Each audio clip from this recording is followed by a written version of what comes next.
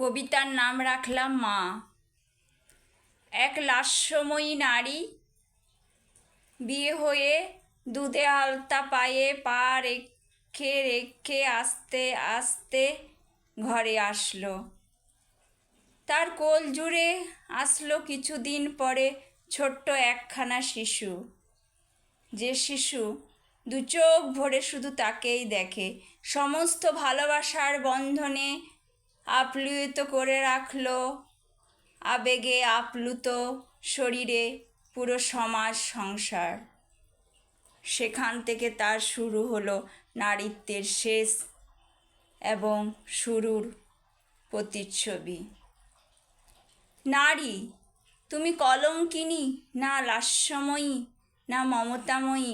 তোমার কাছে হাজার প্রশ্ন থাকে, যে প্রশ্নগুলো সমস্ত রাত জেগে ওঠে আর জেগে থাকে আকাশে তারাগুলো গোনার অপেক্ষায়। তুমি মা, তোমার কাছে শেষ সম্বলটুকু তোমার হৃদয়, সেটুকু তুমি দিয়ে দাও তোমার নিজের সন্তানের জন্য। কিন্তু তুমি সৎ মা যখন হয়ে যাও, ভালোবাসতে পারো না কেন অপরের সন্তানকে? তোমার চোখের ওপর দিয়ে কি ভেসে ওঠে না সেই সন্তানের আধো ঘুমন্ত জুড়ানো চোখ জুড়ানো রূপ? মনে পড়ে না তার চোখের জলের একটা টপ টপ শব্দ? তুমি না মা? তুমি মা হতে পারোনি, হয়েছ তোমার নিজের জীবন জোয়ারের ভেতর সীমাবদ্ধ কোনো এক নারী, যে নারী শুধু নিজের সন্তানকেই ভালোবাসে, অপরের সন্তান নয়, অপরের সন্তান নয়। তুমি মা শব্দের ভেতরে কলঙ্কিনী হইও না, মাতৃত্বের শেষ আসল সম্মানটুকু রেখো।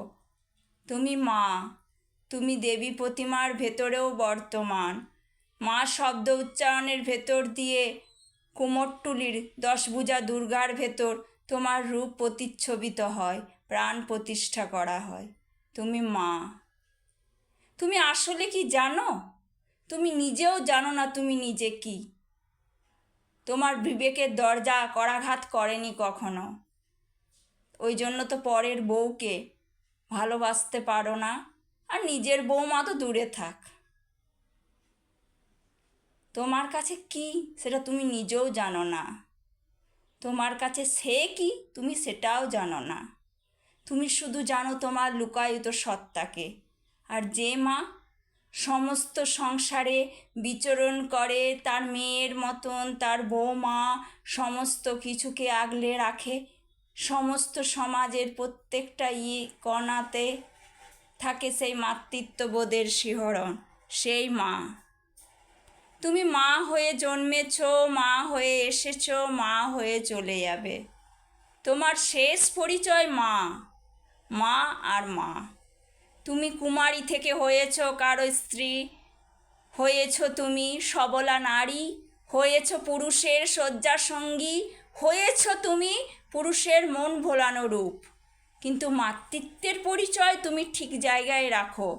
এইটুকু শেষ আবিষ্কার করে যাক উত্তরসূরি কোনো সন্তান, যে সন্তান তোমায় দেখে শিখবে, যে সন্তান পরবর্তীকালে প্রতিটি ক্ষণে প্রতিটি মেয়েকে সম্মান দেবে।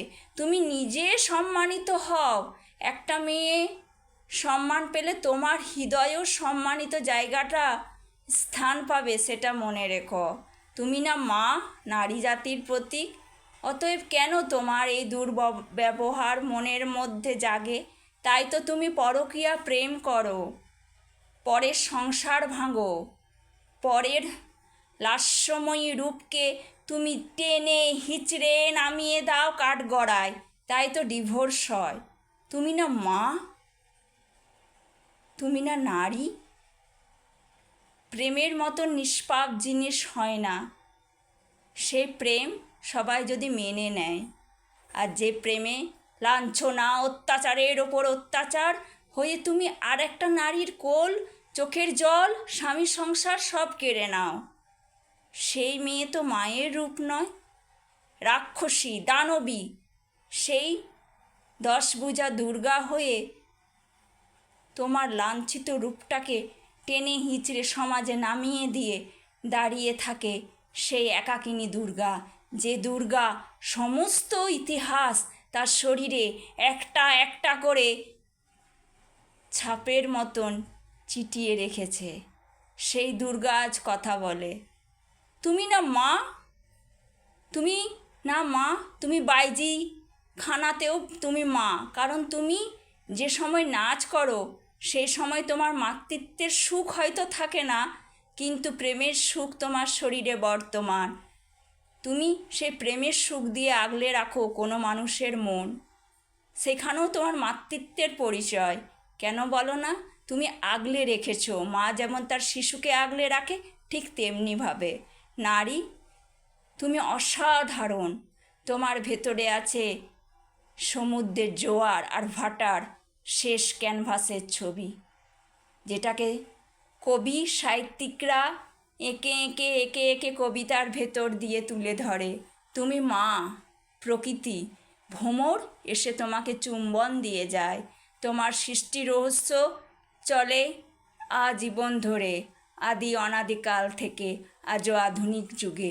তুমি শুধু মা, মা হওয়ার সম্মানটুকু রেখো, আর কিছু নয়।